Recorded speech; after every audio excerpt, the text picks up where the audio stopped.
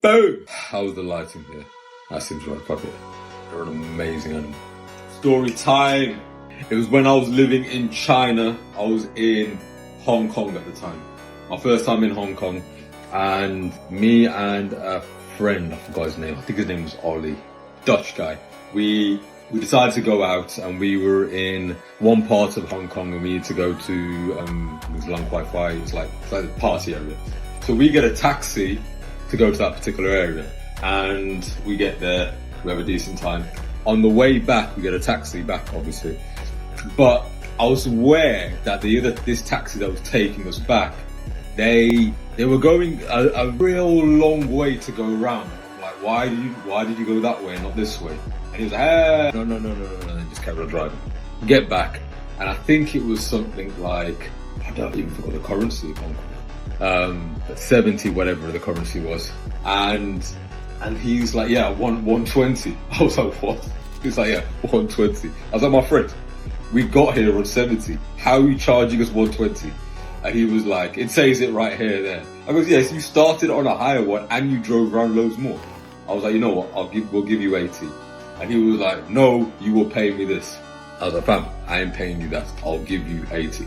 And my friend's like, should we just pay him? I was like, no. I was like, he's taking the piss.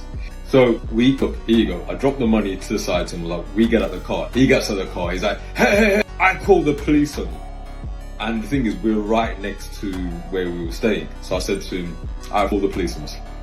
So we wait, police come round. It's a guy and a girl.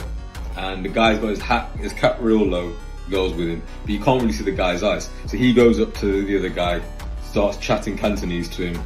And I think what happened here was, he was like, look, these bastards are trying to run away from me and they're not willing to pay.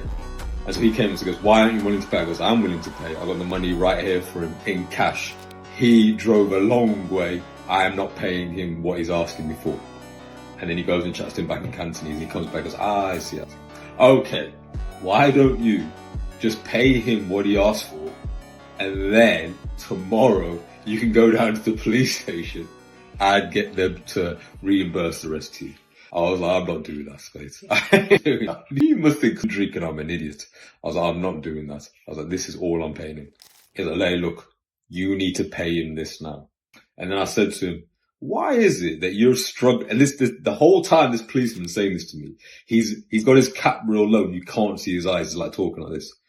And I said to him, why can't I see your eyes when you tell me this? You're being dishonest. And he goes, I'll speak to you now. And he came right up to me like this, basically, to like threaten me. I was like, oh, so now you're willing to look in my eyes and tell me your lies. And he said, I'm going to get the bully. I'm going to get backup for you two. You're going to prison tonight. And my friend's like, let's just pay. I was like, nah, we ain't paying. And he was younger than me. So I was just big brothering. I was like, no, we're not paying. So we're waiting there, and a bully van comes all the way around. And the bully van parks right in front of us. You know, one of those, people you get in the back because you're imprisoned. Well, and he says to us, you pay now. I was like, nah, now. The taxi driver look at each other. Fuck. And he goes to the van, starts chatting to the guy, and he basically says, all right, leave. So that van, it was all bullshit anyway. So van drives off, and he says to him, so him and the taxi driver converse, and he goes, what was you going to pay? The policeman said, I was going to pay 80. He goes, okay, just give him 80. Gave him 80. And they both pissed off. All of that commotion, and none of it was true. The taxi driver knew he was screwing us. The policeman knew he was also trying to screw us, and they were both trying to screw us. I was just pig-headed at the time because I knew they were trying to screw us, so I just thought, screw this, it ain't happening. It ain't happening to me. And yeah, I had to be willing to go through those particular tests. Taxi driver saying the threat of calling the police coming, the threat of going to jail, and then me overcoming it. Now, any of those threats could have been true, and I could have been in trouble, essentially. And the point of telling this particular story is, a lot of the time, it's not usually true. It's usually a test. And it's important to remember this, because what's going to happen in the future and what's currently happened now, previously, a lot of things are not what they appear to be.